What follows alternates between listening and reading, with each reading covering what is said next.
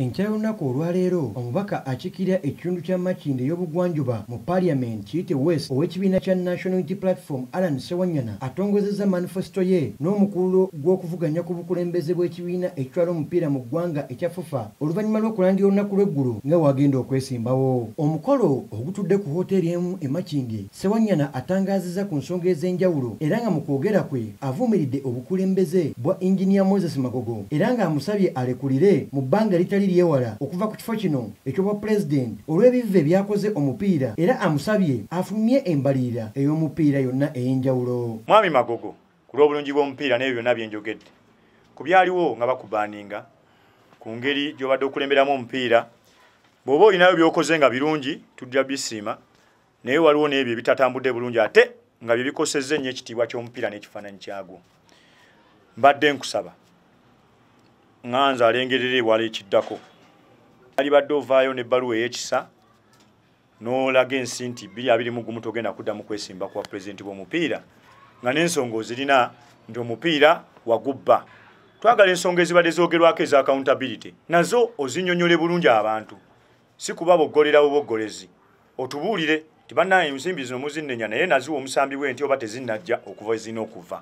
Mu ngeri y'emu ayongedde n'agamba nga walina obumanyirivu ku bukulembeze bw'omupiira nga omupiira agubaddemu ebbanga eriwerako ng'addukanya ku mutendero ogw'enjawulo era nga ataddemu ensimbi ye nkuyanja. Omu ku bantu abatono mu Uganda waneeno abakutte ssente ezaabwe n'enteeka mu kirabu y'omupiira n'etambula.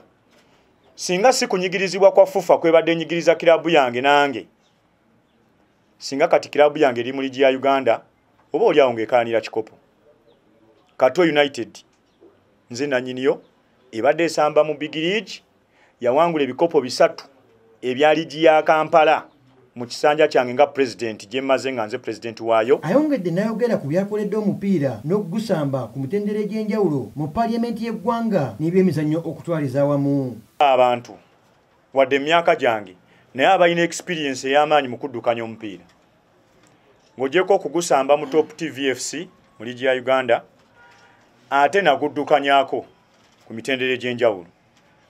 Okusookera ddala mujjukira bulungi nakulembera enteekateeka ez'okuddaabulula n'okulongoosa ekifaananyi kya klabu ya KCCA-FC. Kirala naddukanyako ligi ya Uganda.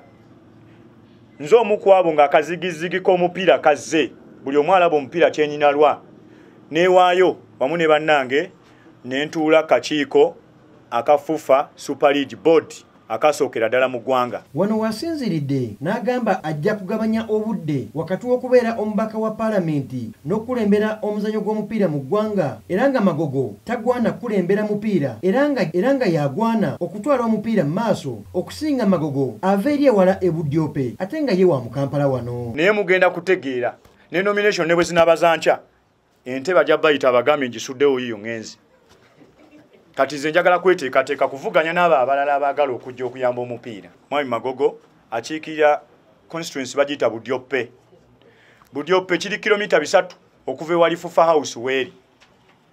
Naye nze nkiikirira Makindye West eri kilomita 1 okutuuka ku FUFA House weeri. Kitegeeza nsobola okubibalansinga na mangu nnyo okusinga oli ava kilomita 3.